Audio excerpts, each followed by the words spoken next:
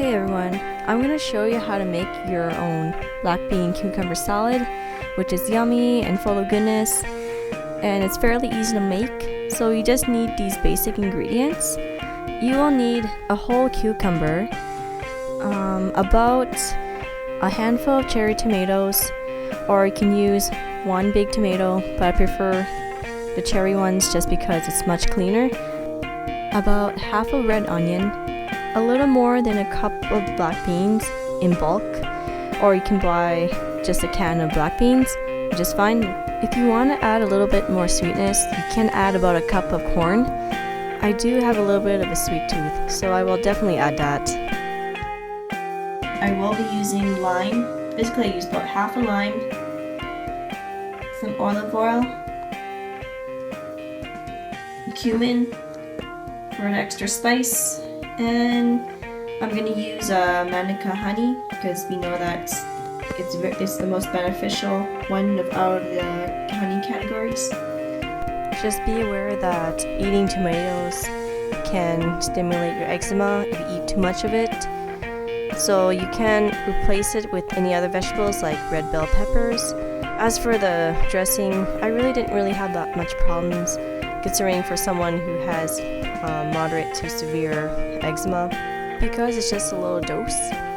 Now, if you want a more tasty beans, you can cook it yourself. Prepare it by filling it with water, about double the amount, and you can stir it a little bit if you see some floating. Over time, the beans will absorb the water and will get a lot bigger. Between 5 to 12 hours, it should be ready, and you can just go ahead and drain them and fill it with water again in a pot. And you want to bring it to a boil. As you can see, I set it up pretty high. And as soon as it boils, you want to lower it down or simmer it for between 55 to 60 minutes. Okay, so I'm going to toss in some cucumbers, in which I cut into quarters. Throw in those thinly sliced onions, or whichever thickness you want. Probably need about this much, or a little bit more. Cut them into quarters, or if you happen to use super big tomatoes, you can cut them into cubes. It will be a little bit messier, but it will add a little bit more flavor to it. And you will need beans. Remember these ones here?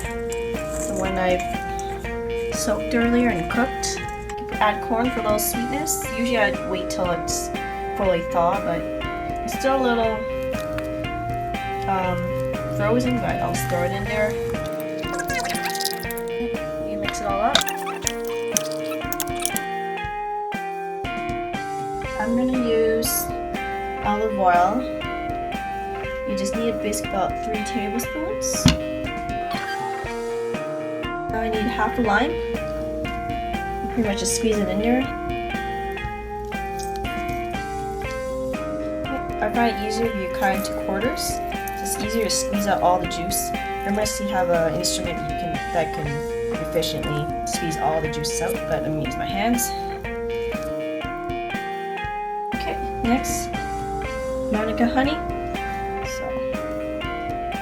Basically about a teaspoon, or you can use a little more if you want a little bit more sweetness.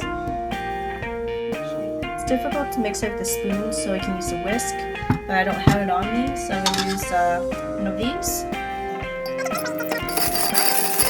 The last step is you will need cumin. It mixes very well with the lemon. Surprisingly, it does taste really good because the stuff is really strong. So usually you use about 1/8 of a teaspoon, but I like to add a little bit more.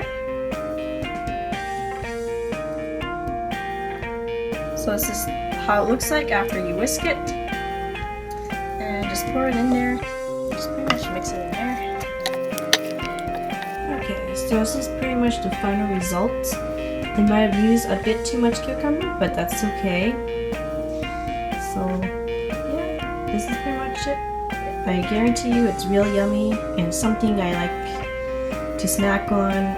You can eat it on the side, or you can eat it by itself as a meal. When you're done mixing it all, you close it Store it in the fridge and just allow the onions to sink in to give it more flavor.